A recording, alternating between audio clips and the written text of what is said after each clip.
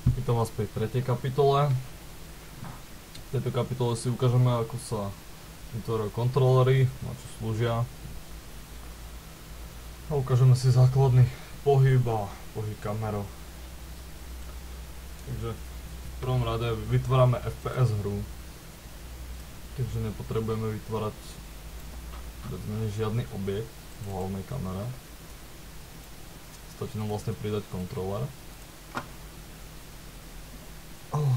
Klikneme si na main camera, v okne inspector add component. Kde to tu presne je, takže si to môžeme napísať. Áno, charakter controller. Môžeme si upraviť jeho veľkosť.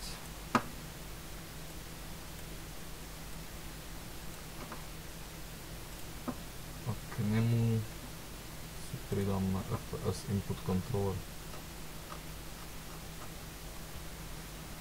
Ten nám vlastne umožňuje pohyb FPS hry, dá nám rôzne možnosti, pohyb, skákanie, pohybová platforma, zjazd a podobné veci. Presunieme si kameru. Kontroler nikdy nesmie byť pod úrovňou teréna. Keď je pod úrovňou teréna, tak automaticky prepadne. Takže vytvoríme si kontroler. Po spustení môžeme vidieť, že sa dá po scéne pohybovať. Máme skákať.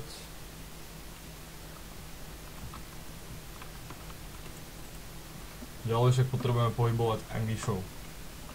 Preto si pridáme skript, ktorý sa nazýva mouse look.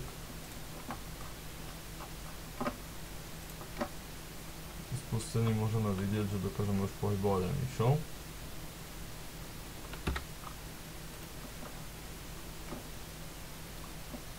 Dá sa nastaviť pohyb iba po x-ovej, iba po y-ovej osi. Môžeme vidieť, že teraz pohybujeme iba do bokov, môžeme ísť hore dole. Takisto ako pri y nemôžeme ísť do bokov, iba hore dole. Máme nastaviť citlivosť a podobne. Ďalšie veci, ktoré si potrebujeme nastaviť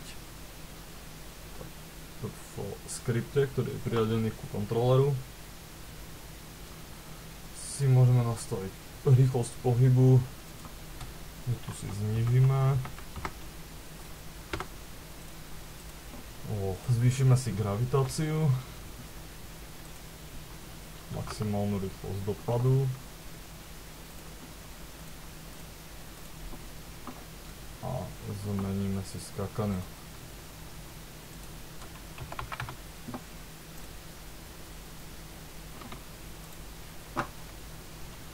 Po spustení môžeme vidieť, že gravitácia sa zmenila, dopadáme rýchlejšie a skákanie je obmedzené.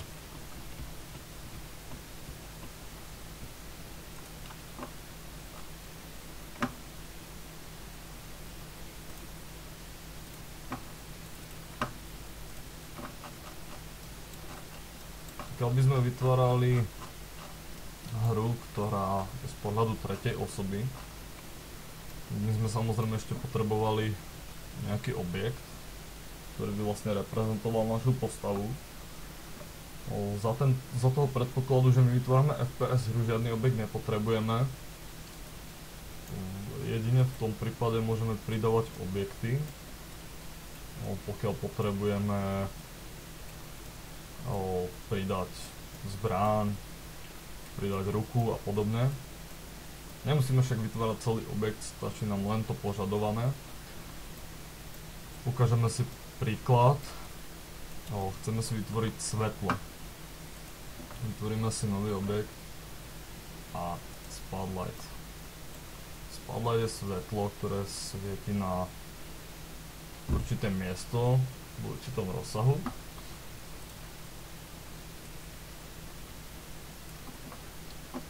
Takže zvýšime si intenzitu tohto svetla, zmeníme farbu.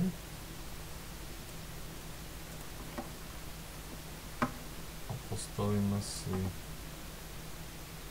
jednoduchý objekt.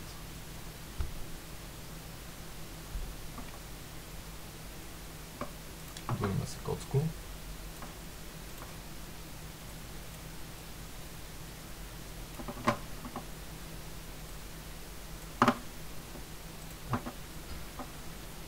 Naše svetlo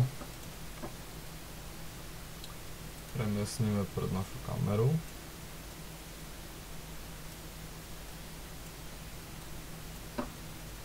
Zmeníme jeho rotáciu.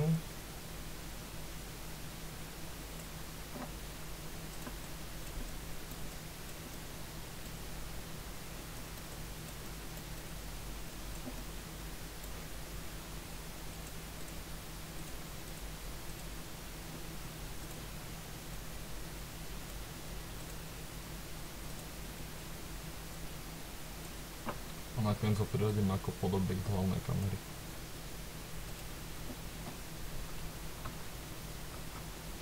Spustíme hru a môžeme vidieť, že svetlo sa nám teda premietne a pohybuje sa aj s našou hlavnou kamerou.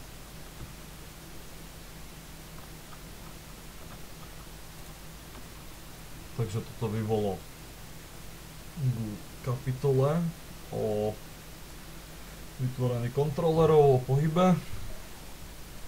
V ďalšej kapitole si povieme niečo o tom, čo sú skripty. Ukážeme si, ako sa vytvárajú skripty a ako sa dajú jednoducho vytvárať skripty v monodevelope. Čo je to monodevelop?